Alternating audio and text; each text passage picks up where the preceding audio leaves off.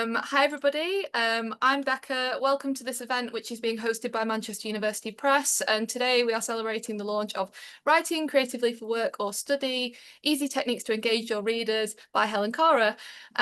Firstly, I'd just like to apologise profusely to anyone who is here who tried to join this morning's session and was unable to. If you have joined this session instead, thank you so much.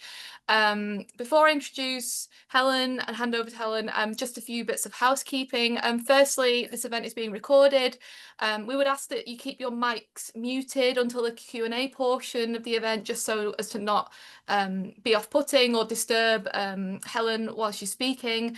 Feel free to leave your camera off if you don't wish to appear, but if you would like to show your face, feel free to turn it on.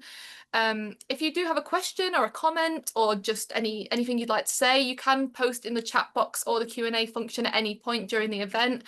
We will mainly look at the chat box and the Q&A at the end of the event after the initial writing exercise, and I will pose your questions to Helen unless you prefer to ask them yourself. If you would like to purchase a copy of the book we're about to kind of discuss or that this event is based on, I do have a discount code. I will post it in the chat shortly. It is not time limited, so you can buy it whenever you like, but we would obviously encourage you to order it and use it following this event. Just in terms of the structure of today's event, it will last approximately an hour. We'll begin with a bit of a taster workshop, including 2 short writing exercises that should last around 30 minutes.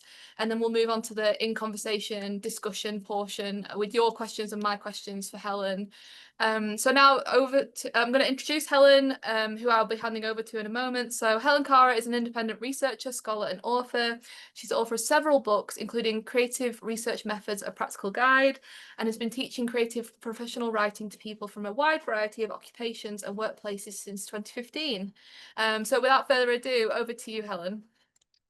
Thank you, Becca, and thank you, Wendy, for having your camera on. I know some people can't, and I know some people don't want to, and that's all fine. I would never put pressure on anyone, but it is so nice to see a human face or two. So I'm very grateful to, oh, Teresa, hi. Very grateful to those who can and will, but it's not essential. Hi, Sarah.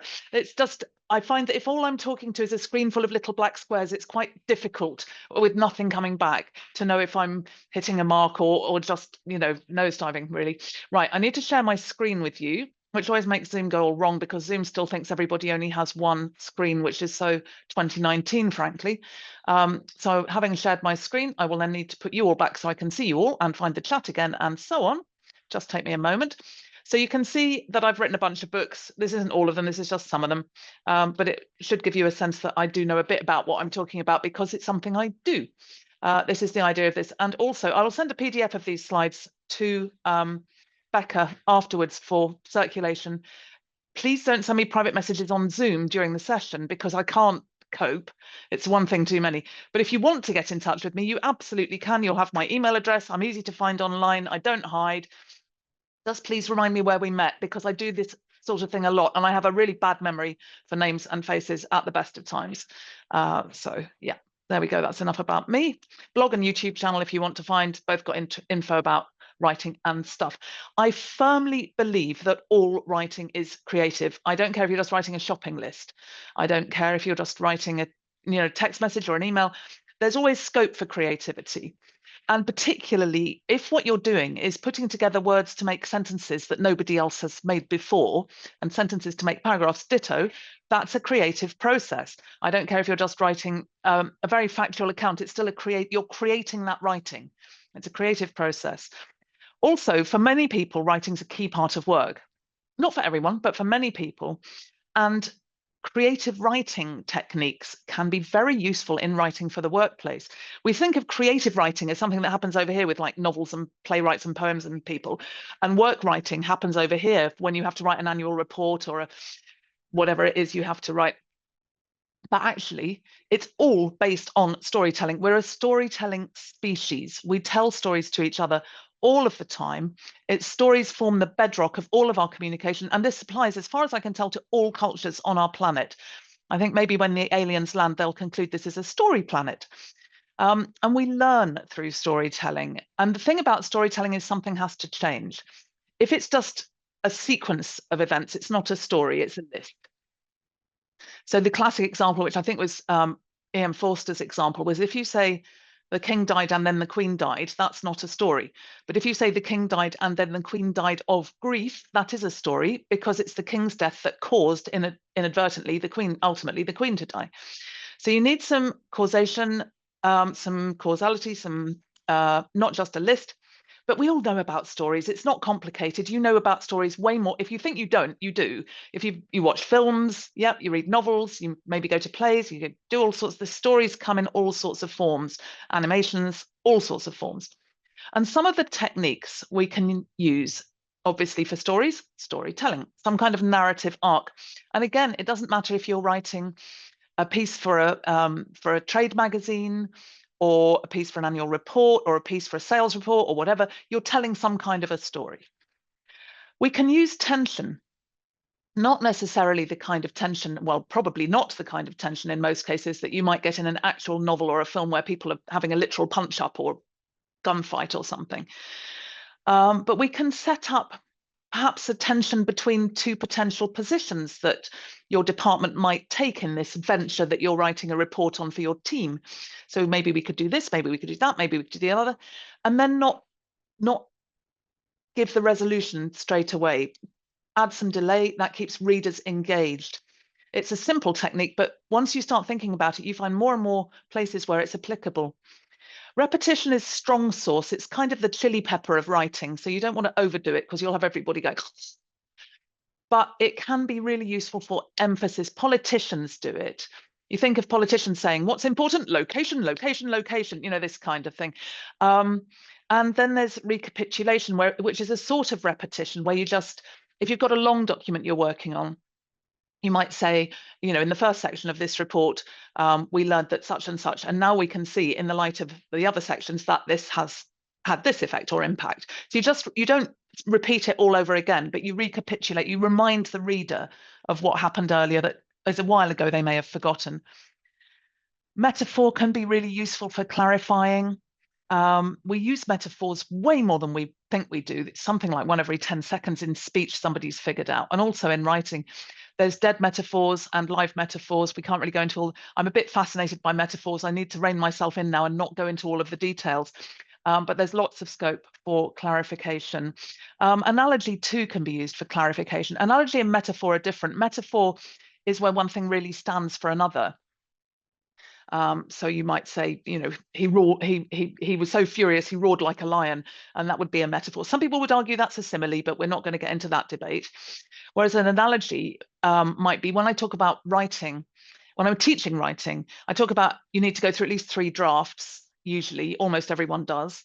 And it's a bit like ceramics, where you first prepare your clay, then you form whatever it is that you're making, and then you decorate it with glazes and so on. So that's an analogy that helps people to understand writing as a craft and the iterative process it needs to take. Rhyme can be really useful for resonance, not necessarily in poetry, sometimes in prose too. And there can be all sorts of, there's a lovely contract which was devised. I found it on the internet. I wonder, I probably can't find it very quickly in the book. So this is going to be a bit fumbly because I need to use the index. Contract, not in the index. That's a shame. I'll find it later. But there's a short little contract about work for hire, and it's got rhyme in it, and it makes it much more impactful. You wouldn't expect to find rhyme in a contract, but there's an example. Dialogue can be useful to demonstrate interactions. I found some dialogue in a textbook on engineering for chemists from 1973. So these ideas are not necessarily new. You wouldn't expect to find dialogue in a textbook on anything, let alone engineering for chemists, or it might have been chemistry for engineers. I'm not sure, but it was one or the other. Characterization can be useful. So you might make a little pen portrait of a typical customer or client to help with your training, new staff, or you might, there's all sorts of ways you could use characterization. And sensory language is really key to all of this because it's so much more engaging. So that's the kind of language that incorporates our sensory experiences. There'll be examples later on. And there are loads of different formats. Now, obviously, I can't go through all these in detail, but just to take a couple, the epistolary format, maybe not familiar to some people, that used to be just about letters. So there's a lovely book called 84 Charing Cross Road, which is the edited correspondence of an American book lover and a London bookseller. She bought books from him for years, and they did it, but this was all pre-internet, so they did it by post, and they corresponded in letters. And it's a lovely, lovely book. But now the epistolary genre has expanded because there could be a novel written in text messages or emails, or there's many different ways of doing this. Logs and notes, you might not think case notes would be a place where you could do creative writing, but I was a social worker in a former existence, and I can tell you for sure you can do creative writing in case notes, in logs.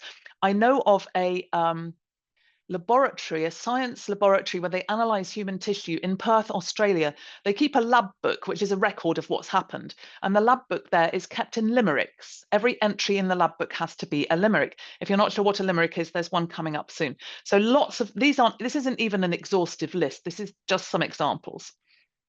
So there's macro creativity, micro creativity.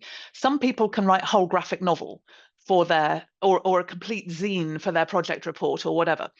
That's great, but we can't all do that. But we can all do the micro creativity where we might just be careful about the words we choose, add a bit of sensory language, a little image, a metaphor here and there, a bit of this and that, which we can sprinkle on our writing like lovely seasoning to make it delicious. Talking about word choice, if you're writing in English, it's very rich in synonyms for most words.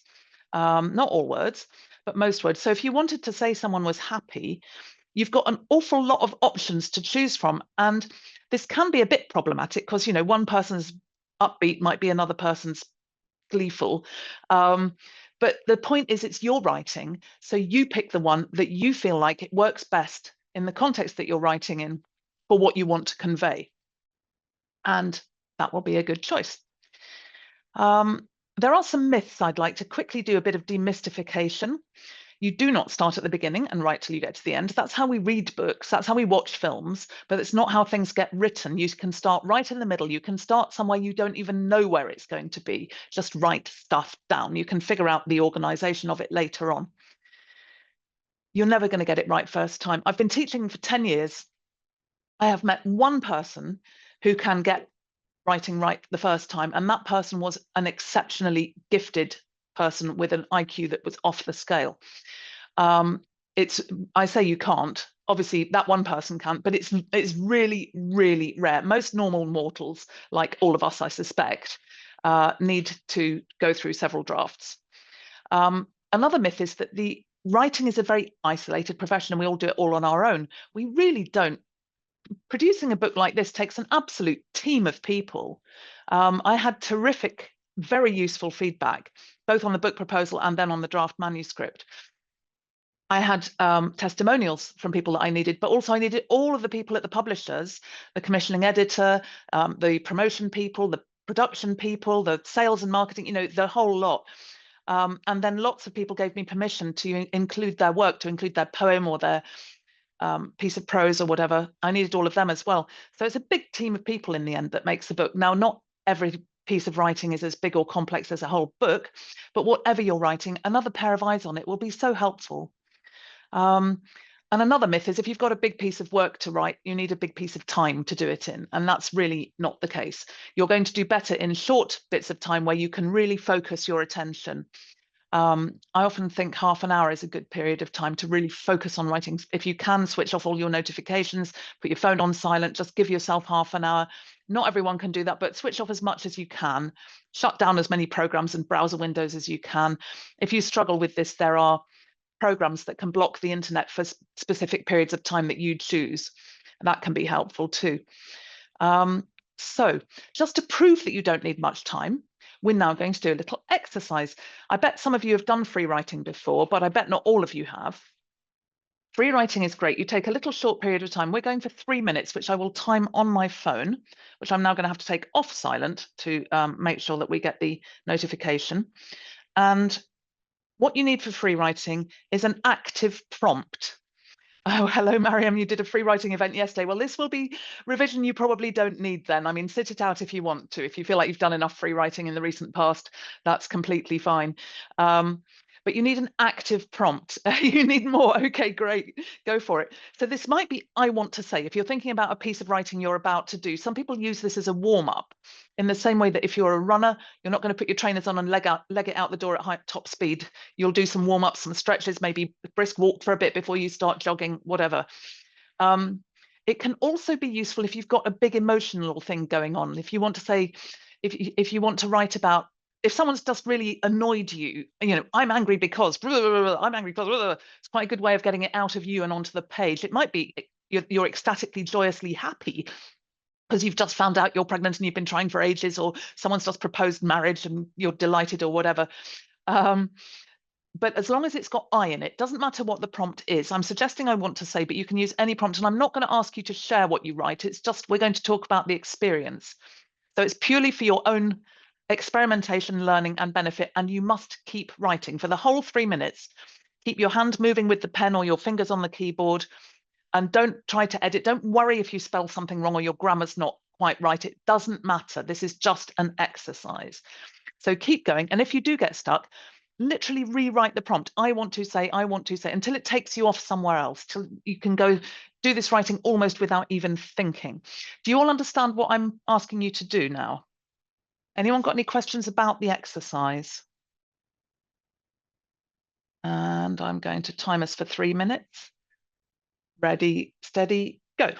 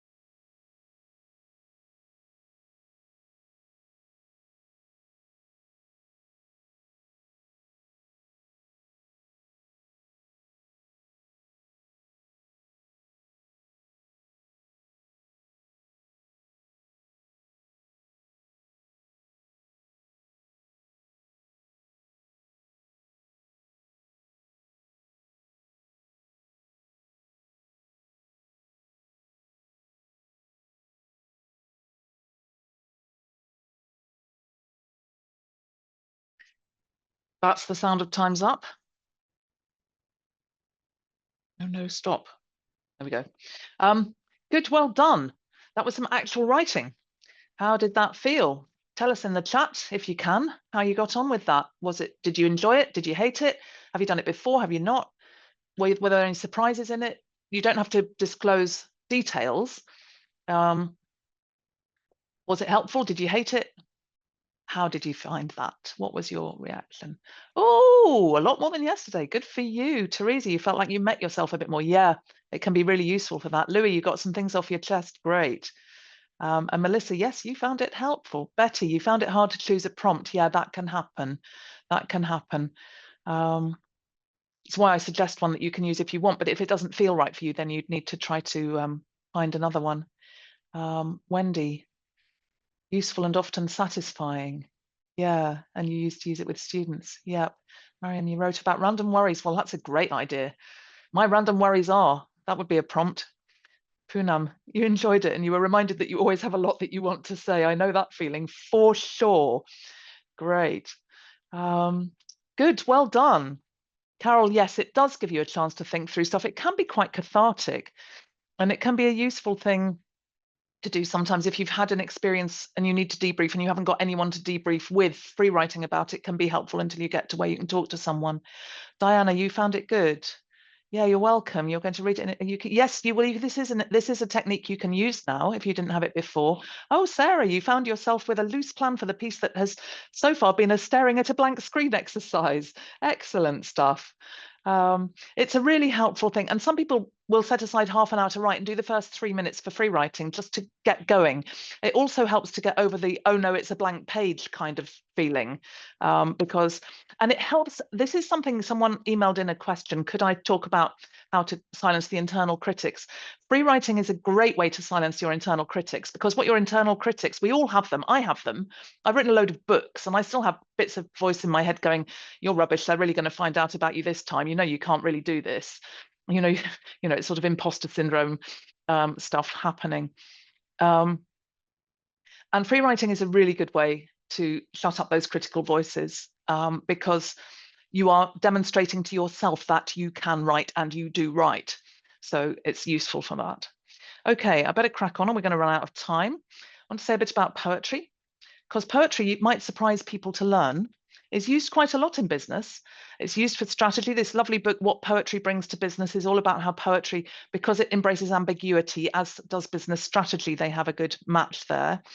And also for communication, the Poetry Business School is a much more recent book, which is based on correspondence. It's got an epistolary element. It's based on correspondence between Deborah Almer, who runs the Poetry Pharmacy in Bishop's Castle, and Mark Constantine, who is the founder of Lush Cosmetics. And Deborah Almer submitted an application for a contest, put the Poetry Pharmacy into some kind of business contest that the founder of Lush was part of the judging panel. And the Poetry Pharmacy didn't win, but he wanted it to have done. So he got in touch with her and said, I'm sorry you didn't win. And, how are things? And can you send me some poems? And they ended up having a big correspondence and he was kind of her mentor for a while. It's a lovely book. It's not long been out. I love Lush too. There are options with the kind of poetry you use in terms of what forms or free verse. I'll say more about those in a while, but it's useful because you have to use few words. So you have to really get to the essence of something if you're going to use poetry. And you don't have to be a skillful poet because if you're doing poetry for business, you're not writing necessarily poetry to the sort of standard you would do for publication by a poetry publisher or in a poetry magazine. If it's good for its business purpose, then it's good poetry for that purpose. It doesn't have to be quite at the same aesthetic level as it might have to be performed or printed in an actual poetry anthology. So I said I was going to say a bit more about the forms. Free verse is pretty unstructured. You don't need to, you can use rhyme, but you don't need to. You can have short lines, long lines, anything in between. It does need to be a bit poetic. You can't just write random stuff in varying line lengths. And, well, I suppose you could, but there's usually a fair amount of white space around the right-hand side of the words writing in English. Poetic forms, some of the simpler ones, quatrains, limericks. I'll give you an example of each of these and explain the rhyming thing in a little while. Then there are the more complex ones like sestinas, sonnets, villanelles. And you know what? It's not all carved in stone. You can invent a new poetic form if you decide you want to. I could. I probably couldn't, but in theory I could. So here's a quatrain. This is by Ogden Nash, and this has an AABB rhyming scheme. So you can see that the first two lines rhyme with each other, the second two lines rhyme with each other. So AABB. If it was first and third rhymed and second and fourth rhymed, it would be AB, AB. So you get the idea that the letters denote the rhyme scheme at the end of the lines. I'm assuming nobody needs me to read these out to them, my slides out to anyone. Everyone can see okay, but if anyone's got a visual impairment or anything, please let me know, and I'll read more stuff. Limerick. I said I was going to mention limericks because of the lab book that I talked about. This is an old anonymous kind of, it's been around for a long time, this limerick. In some versions, it's not ears. There's a ruder version, but we're in polite company here, so I will not use that on my slide. Ears works perfectly well. So here we have the rhyming scheme AABBA, because the 3 longer lines rhyme with each other and the 2 shorter lines rhyme with each other. Haiku. This is 3 short lines. It used to be taught as a specific number of syllables per line when it was taught in English, but it's a Japanese type of poetry, and Japanese language doesn't have syllables. It has things called sound units, which are different. And there are usually 10 to 14 sound units per haiku, so it's much more flexible than I was taught at school. But what it does do is it describes just a single small event. There's always some kind of connection with nature, and it uses sensory language, and there are no rhymes. So it's quite accessible, just 3 short lines, single small event. Let me give you an example. Oh, sorry, and it's always in the present tense. That's the other thing. So an example by a haiku master, which is a haiku about writing. And you can see here just 3 short lines, no rhymes, not quite. If you say erase again and then it kind of rhymes, but they're not rhymes on purpose, and a poppy bloom. So there's the connection with nature. So this is all it is. A haiku is really quite, actually there is more to haiku if you're going to do them properly, but at the initial stage, this is all then you need to think about. And that's good because I want you to have a go. I want you to have a go at writing a haiku, and I'm going to give you 3 minutes again. Have a go at writing a 3 short lines haiku. You will not be required to share. There will be an opportunity to share if you wish, but I won't be picking on people and saying, Wendy, share yours, because that's just mean. So everyone understand what I'm asking you to do? Do you want me to flip back to the slide with the info? And I'll put the other slide info in the chat, but it's write short haiku. They are short. Write a haiku about your workplace writing, whatever that may be. Everybody good? Ready, steady, go.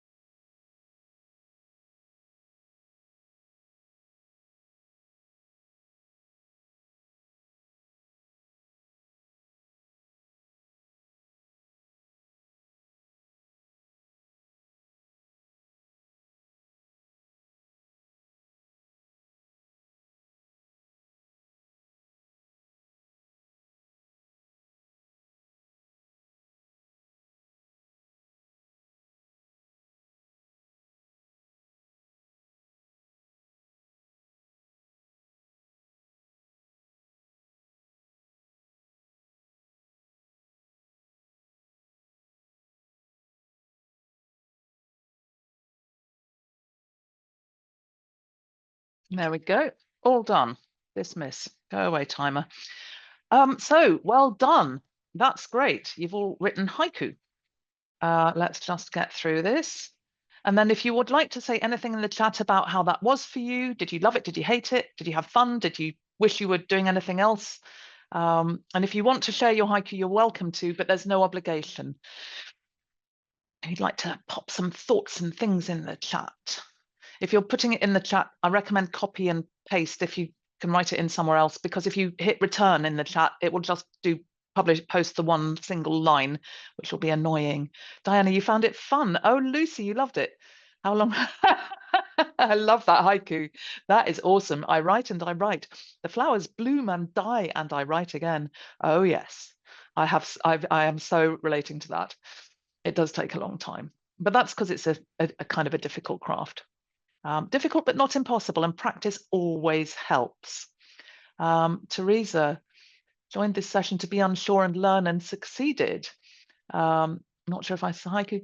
I gather stats, write reports electrically delivered to friends under the same blue sky. That is absolutely a haiku. That is absolutely a haiku. Well done. Mariam, I wrote something. Don't judge because I have a big problem with coming up. Don't, no judging here. And you're 16, so wow. Some people are thoughtful, some people lost adventurers, some are lucky finders. That's great, Mariam. That's absolutely great. There's nothing wrong with that at all. Wendy, enjoyable, but worried about, yeah, well, worrying about whether we do things properly. If you're a bit of a perfectionist and you want to be a writer, you'd have to put the whole perfectionism thing down, because there's no such thing as a perfect piece of writing, except maybe the occasional very short poem, but they're rare. Editing for clarity is listening for gaps where new meanings bloom. That is lovely. Sarah's done a haiku about free writing, my first attempt at free writing. I thought I'd sink, but still plunged in and caught a writing wave. I'm reading these out because this session is being recorded and the people on the recording won't be able to see the chat. Diana's written, all rough and jam, jam as spread on bread, do all day and night. I love that too. The corridor is quiet until I arrive and drop my bags. The clatter, the curse here. That's Sarah Reed. I can see that. Oh, fun. Oh, Mariam, you're a perfectionist, yeah, and an artist. So we have to battle our perfectionism. We really do. Those of us who are perfectionists, who are also artists and writers, we have to battle it, because it does get in the way. Talking of getting in the way, I'm probably taking far too long here. Are we doing Q&A now, or are you talking to me first, Becca? What are we doing? I thought I could ask you a couple of questions about the book, and then we could hand over to the audience while questions are percolating, if that's okay with you. That's fine. So I can stop sharing my slides, which is just great, because we're through that part. And go ahead with a couple of questions. Fab. So, to kind of bring it back to the book, I wondered what inspired you to writing creatively for work or study? Why this book and why now? This book, because I knew that nobody else had written this book and that it would be useful for a lot of people, because there are so many great examples of the book contains so many great examples of creatively written workplace stuff. So I mentioned the contract, but there's also things like, I'm not going to be able to find things quickly enough in this, I'm sure. But there are examples like, there's examples of dialogue, there's examples of poetry, there's examples of, it tells you how to, the book tells you how to create a metaphor. If you want to create your own live metaphor, that can be fun. Talks a lot about sensory language and voice, the voice of the writer. There's a couple of poems about bits of travel, observational writing. There's a lovely bit of travel writing. There's things like, there's an architecture practice in London that uses a zine to talk about the work it does, which is not a very obvious thing. There are the way that comics and cartoons are used. Comics have been used in advertising. There's just so much. There's so much richness out there. And I'm still finding fabulous new examples, even though I finished the book. I'm not going to write a part two, I can tell you. As for why now, I actually had the idea for this book a few years ago, and I wrote a proposal and I tried it with a bunch of publishers, and none of them were interested. And so I thought, oh, well, that's a book idea that's not a good idea. But then a couple of years ago, I was looking at Manchester University Press and noticed that they'd started publishing trade books alongside their academic books on the sort of topics that same sort of topic areas. And I just wondered if MUP might perhaps be interested in this book that I'd thought of so many years ago but hadn't forgotten. And I brushed up the proposal and sent it in, and they were like, "Oh yeah, we'll have that." So that's why now. Yeah, very fair. And I suppose when you're putting that proposal together, when you were writing the book, and now it's kind of there and out in the world, who do you kind of see as the reader persona? Who's the ideal reader for this book, and what do you hope they'll take away from reading it? I don't know that I have an ideal reader in mind because I think readers, it could be writing for work in the workplace. It could be writing for work related to study, could be people doing a diploma or a master's related to their career, or it could be people who literally have to write for whatever reason. It could be people who simply have to write advertising copy or, any number of things really. But I suppose my ideal reader is someone who's interested in writing, um, and who's got a bit of a sense of humor. That's always nice, probably helps, um, and who wants to perhaps expand the way that they write in their workplace and find more joy in it too, because that's a big part, I think. I feel like, for me anyway, using creative approaches is more fun than just simply writing stuff down in a dry and tedious way. And if it's not fun to write, it's not likely to be much fun to read. And that's not to say that writing can always be fun. I mean, there are times where I think, oh, I've got to sit down at my desk and do another 200 words or whatever it is. Um, but a lot of the time, it can be fun. It can be fun a lot more than people think. And I think if things can be fun, they should be fun. Because why can't we have fun when we're working, where possible? Not always possible, but where possible. Yeah, very true. And it kind of builds on something you said earlier, but do you see creative writing as a skill that anyone can develop, or is it something that can come more naturally to some people than others? Is it something you can hone over time? Pretty much anyone can develop creative writing skills. Some people will struggle with dyslexia, and that can be a barrier. And there are other forms of neurodivergence that can make it difficult, and also disabilities that can make it difficult. So, brain injury can make it difficult, dementia can make it difficult. There are some barriers of that kind. But other than those kinds of barriers, I don't see why anyone should not be able to write more creatively, in their working lives and in their lives generally. And it's entertaining for people. It's more fun for readers. It's more engaging if you use sensory language. There's a body of research demonstrating that if we use sensory language and write in engaging ways, people understand more of what we're telling them and they remember better.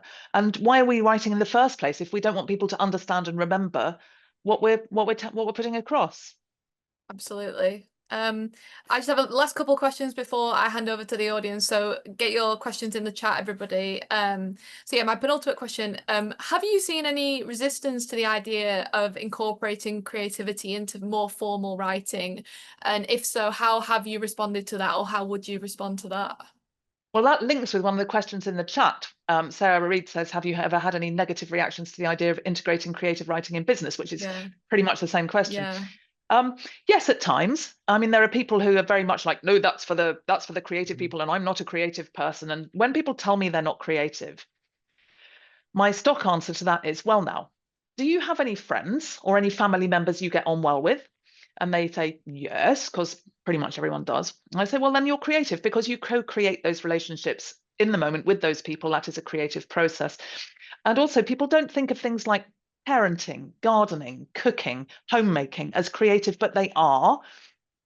So there's all sorts of creativity. In a sense, every decision we make is a node for potential creativity. I'm not suggesting that we should try to be creative with every single decision because that would be, that would be a fast route to a mental breakdown, I think. But there's always that possibility and that option.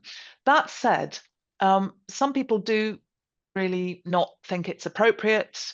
But I think the answer to that is the precedents. And one of the things I wanted to do with the book was bring together all of the examples, or as many as I could of the examples that I knew, into one place. So it would be a reference where people could look at it and think, actually, so and so's done this way, so maybe I can. Or somebody's done this like this. I can't quite do that like that, but maybe I could take this idea from there and that idea from the other place and do the another thing. Um, so yeah, I think it's a little bit of a new idea, only a little bit, because it's actually been being done for a long time. but I think it will become more commonplace with time. I think it's kind of an idea whose time has come. And I think that's very encouraging for me as well. That's a great answer, yeah. And I know before you'd mentioned kind of 30 minutes is a good length of time, and you've pointed to some exercises today. Do you have any personal writing rituals or habits that support your own creativity? Or you may want to keep them secret. It's up to you. I don't really have any. I mean, I love writing, which is really helpful. I'm kind of a writing addict. If there was Writers Anonymous groups, I think I'd have to go. Um, I write. I'm totally keyboard dependent. I have hand problems. I can't write easily with a pen. I can manage to, write a birthday card or something, but so as long as I've got my laptop, I'm good to go. But I know some people do have rituals. If they're too elaborate, you're probably kidding yourself. If your pre-writing ritual involves cleaning the house from top to bottom, doing all your ironing, and you shouldn't do ironing anyway, it's a waste of time. And all that kind of thing. But some people, for example, I know like to use a particular essential oil on a tissue. They'll smell it and they'll be like, right, that's my writing smell. Others might light a particular candle or just make a certain drink in a certain mug, or something like that to get them into the writing zone. So yeah, it's never a bad idea. It's not really something I do myself, but I know a lot of people can find it really helpful. My advice is just keep it short and simple. Don't make it big and complicated. That's great advice. I will move over to audience questions. I see Sarah Miles has asked a great question. So she asked, does the book include any tips on balancing creativity with impact in research, particularly thinking of the traditionally positive health sciences? Well, that's a really interesting one because there is a fair amount of evidence to show that using creative approaches can enhance research impact.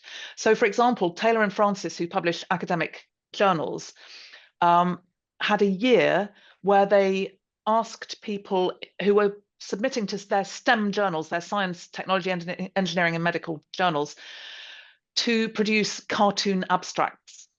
And they found that the articles where the author said, yes, we'll do this, and did it, had more downloads, more readers, and therefore more impact.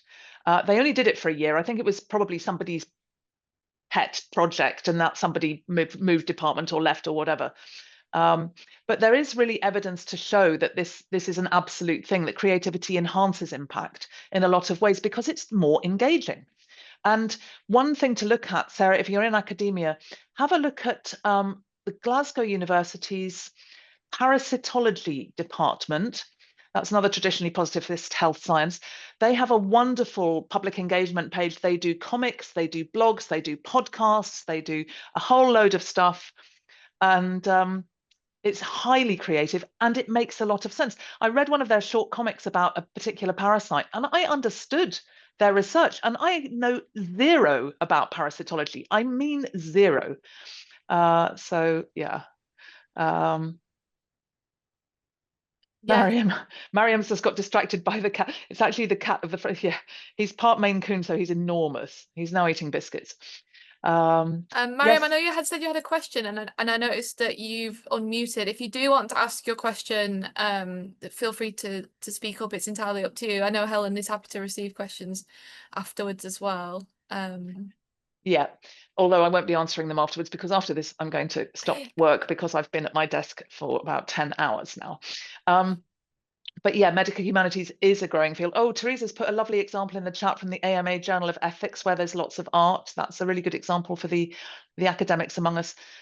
Betty's saying, I was thinking about the suggestion to use delay and tension from the beginning slides and whether this conflicts with the requirements for academic writing to state your thesis up front, explain the order of your argument at the start.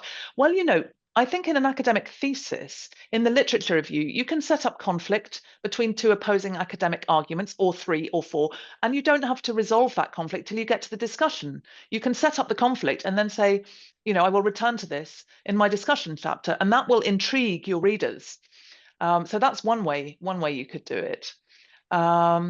Yeah, I was going to say graphic medicine when somebody said about medical humanities. Teresa said about medical humanities, and graphic medicine is a great resource for along those lines as well. Because although it's medicine, a lot of it is actually more humanities based. because it's about explanations of how different conditions affect people in their actual lives. So there's a lot of crossover. Mm. Yeah, great. Any other questions? Um, can you hear me? Yep. Yes. Yeah, my question is very complicated, but I'll try and explain it. Basically, lately, and by lately I mean a few years now, I've been struggling with coming up with ideas because I've always been a very creative person and very imaginative. And when I was a kid, I had like a very vivid imagination. Like I could imagine something in front of me and I would see it as if it's actually there.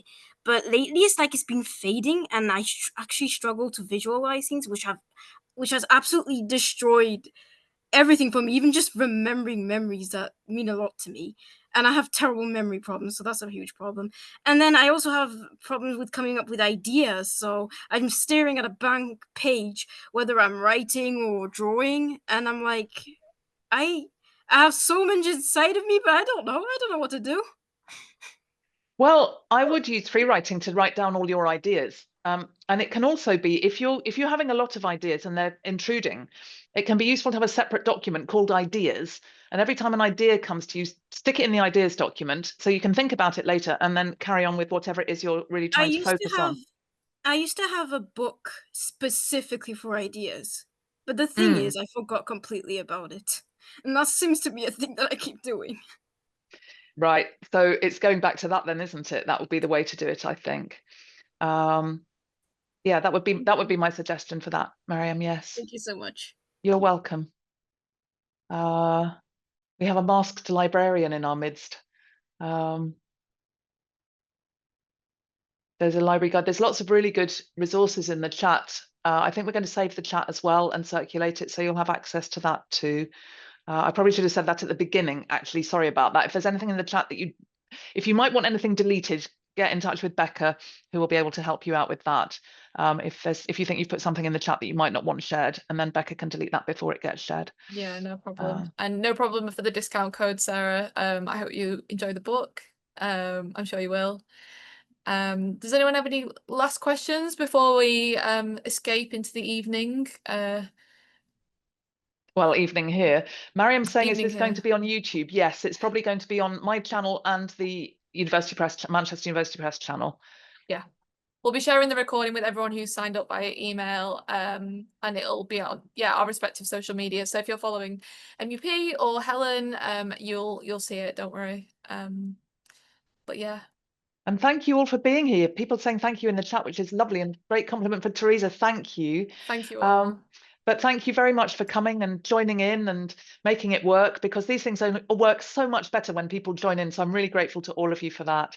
And I hope you all Absolutely. have a fabulous rest of the day. And oh, Sarah, you're leaving with a great session, leaving with a motivation boost. Good. That's what we like to Um, hear. Good luck with all of your writing. Thank you, Lucy. I don't know which Lucy that is, but that feels like somebody maybe I've met before. Wendy, I'm sure have I met you somewhere? I'm sure I have, but I might be making it up. No, maybe not. Okay. I told you I had a terrible memory for names and faces, and it works both ways. I'm like, oh, I know you. Oh, wait, no, I don't. Um, yeah, thank you. And I'm glad you were able to attend. So I'm glad you were all able to attend. Yeah, it's been lovely. Thank you. And yeah, enjoy the rest of your days. Whatever. I would say enjoy your evenings, but I know some of you have a whole afternoon to get through first. Thank you. I'll look forward to hearing from you. Oh, maybe that's it, Wendy. Maybe that's where I know you from. Thank you for that. That makes sense. Social media. Yep. Talk to a lot of people on social media at different times. Yeah. Well, thank you, everyone. That's been really great.